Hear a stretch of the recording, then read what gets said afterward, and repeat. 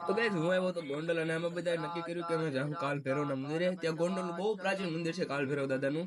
About 700 થી 800 વર્ષ જૂનું હશે। એટલે એમને માનવામાં આવે છે સ્થાપિત સ્વયંભૂ મૂર્તિ છે એની।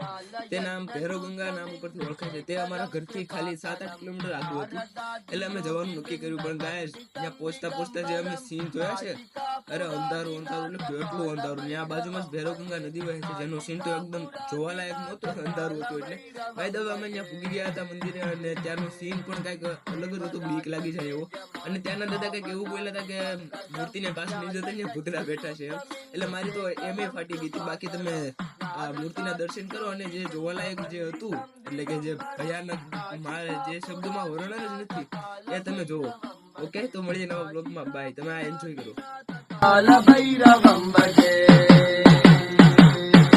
भानुकोटिभास्वरं भवाब्धितारम्।